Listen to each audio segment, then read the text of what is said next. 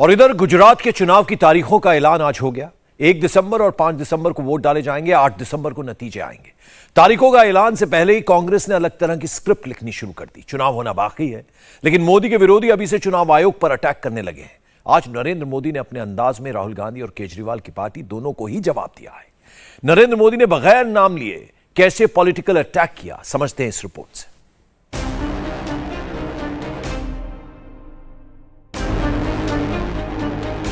नरेंद्र मोदी ने आज अपने विरोधियों पर जबरदस्त सियासी सर्जिकल स्ट्राइक किया।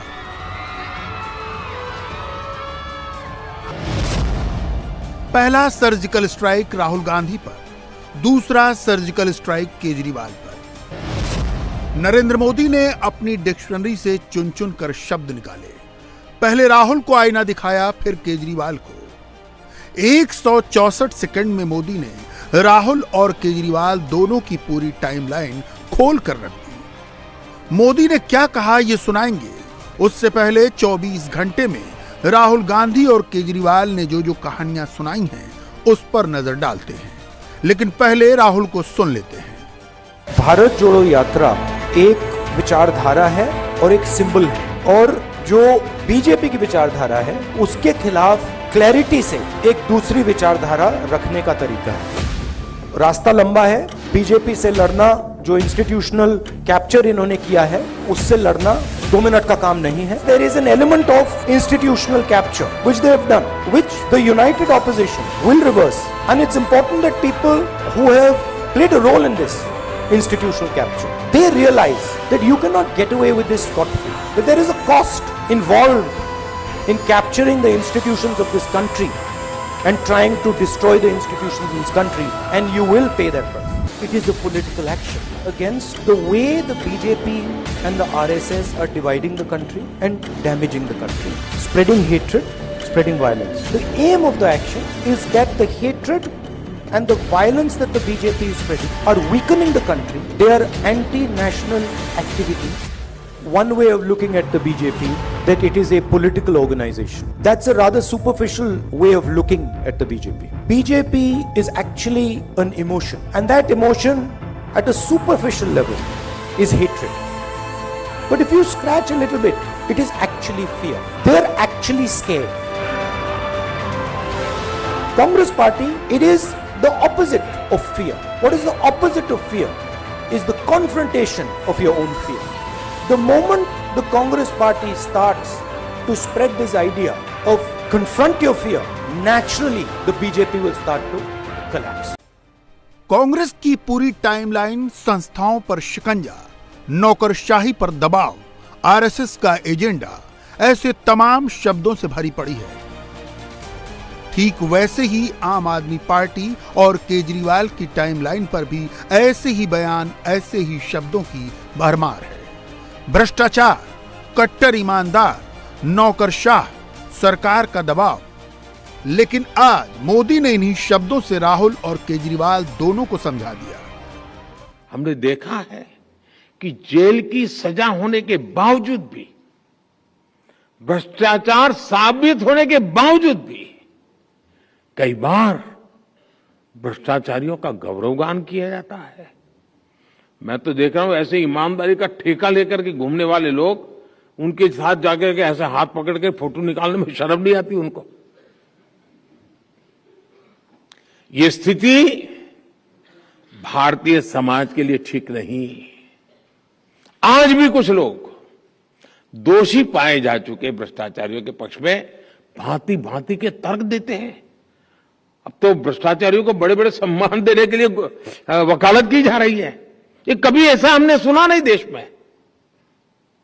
ऐसे लोगों, ऐसी ताकतों को भी समाज द्वारा अपने कर्तव्य का बोध कराया जाना बहुत आवश्यक है।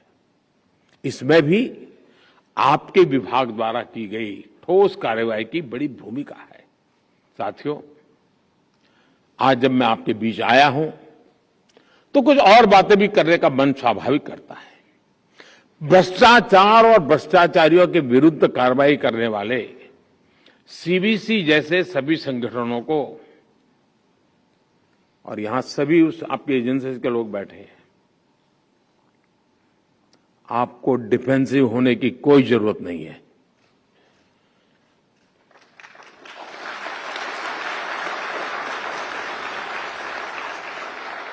अगर देश की भलाई के लिए काम करते हैं तो अपराध बोध में जीने की जरूरत नहीं है दोस्तों।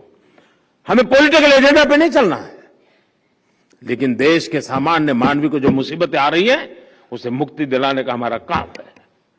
ये काम हमको करना है, और जिनके वेस्टेड इंटरेस्ट है वो चिल्लाएंगे, वो इंस्टीट्यूशन के गले घोंटने की कोशिश करेंगे, इस इंस्टीट्यूट में बैठे हुए समर्पित लोगों को बदनाम करने का प्रयास किया जाएगा।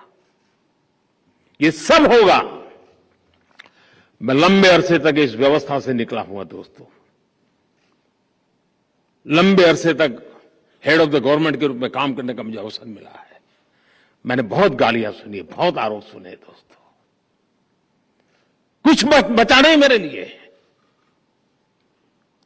लेकिन जनता जनार्दन ईश्वर का रूप होती है।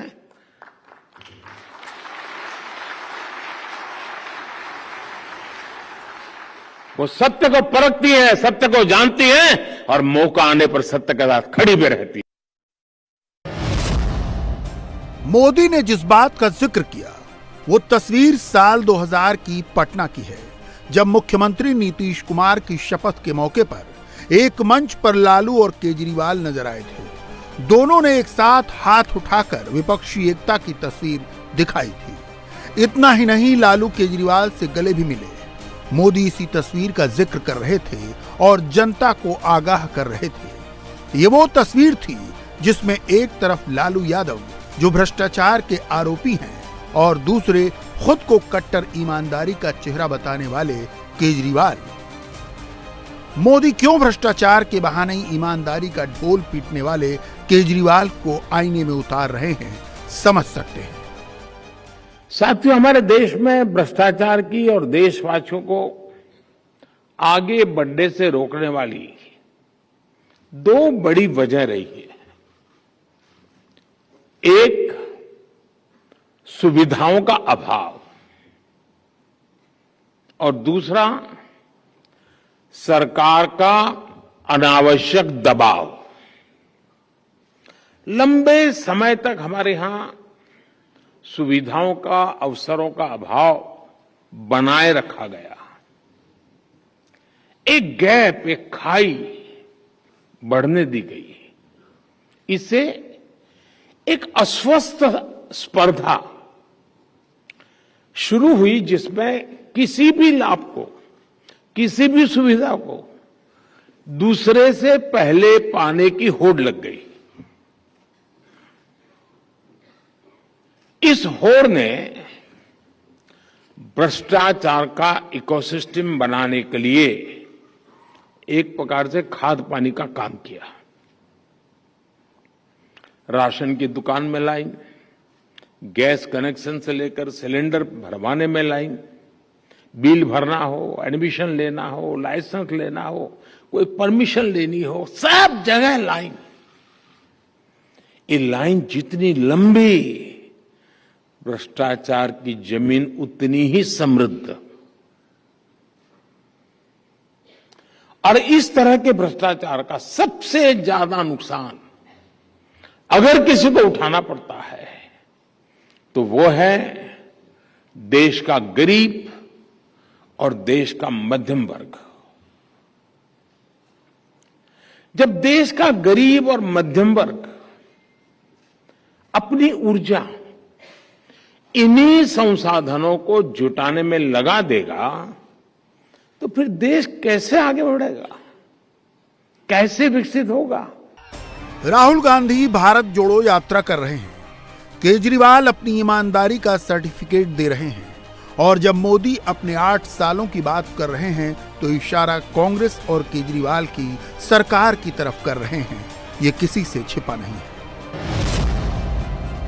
कांग्रेस के शासन में हथियार घोटाला, 2G घोटाला, कोयला घोटाला, घोटालों की पूरी फाइल मिली थी। भ्रष्टाचार मुक्त सरकार के नाम पर केजरीवाल आए थे, लेकिन भ्रष्टाचार को लेकर ही सवाल उठे। केजरीवाल के डिप्टी सीएम पर नई लिकर पॉलिसी के तहत शराब घोटाले का आरोप है। हवाला कारोबार के मामले में मंत्री सत्येंद्र जैन जेल में हैं। स्कूल के कंस्ट्रक्शन के नियमों की अनदेखी का भी आप सरकार पर आरोप है। इंडिया टीवी हर वक्त हर जगह डाउनलोड करने के लिए सर्च करें India TV news Google play store या ऐप स्टोर पर।